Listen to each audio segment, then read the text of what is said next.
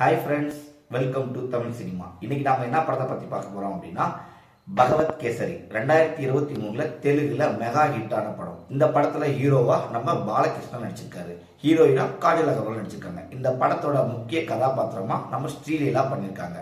படத்தோட one line story என்னன்னு பார்த்தீங்க அப்படின்னா பெண்களோட முக்கியத்துவத்தை இந்த படத்தில் சொல்லியிருக்காங்க.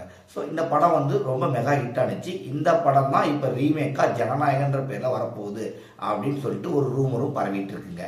இந்த படத்தில் நம்ம பாலையா அப்படின்னா உங்களுக்கு எல்லாருக்குமே தெரியும். அவர் எவ்வளோ ஆக்ஷன் பண்ணியிருப்பாரு, கதை எந்த அளவுக்கு இருக்கும் அப்படின்றது உங்கள் எல்லாருக்குமே தெரியும். ஆக்ஷனுக்கு இந்த படத்தில் பஞ்சமே இருக்காதுங்க. பர்ஃபெக்டாக எல்லா படத்துலையுமே பண்ணுற மாதிரியும் இந்த படத்துலையும் அவர் பர்ஃபெக்டாக அவரோட ஆக்ஷன் சீக்வனை சூப்பராக பண்ணியிருக்காரு. எக்ஸ்ட்ராவாக பார்த்தீங்க அப்படின்னா ஸ்ரீலீலாவும் அவங்களோட பங்குக்கு கிளைமேக்ஸில் ஒரு ஆக்ஷன் சீக்வன்ஸ் பண்ணியிருப்பாங்க. அது ரொம்ப பர்ஃபெக்டாக வந்திருக்கு.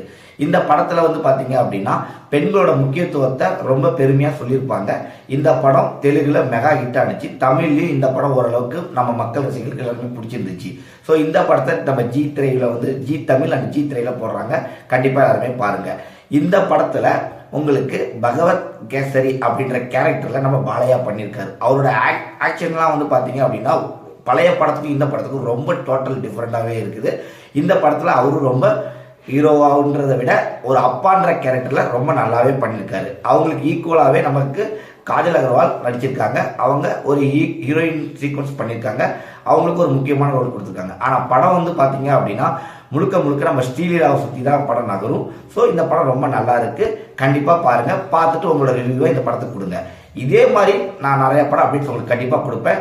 தமிழ் படத்துலையும் நிறைய படம் வந்திருக்கு. அந்த படத்தை பற்றி அப்டேட்ஸ் நான் கொடுப்பேன். கண்டிப்பாக மறக்காம சப்ஸ்கிரைப் பண்ணிக்கோங்க அண்ட் ஷேர் பண்ணுங்க, லைக் பண்ணுங்க. Thank you friends.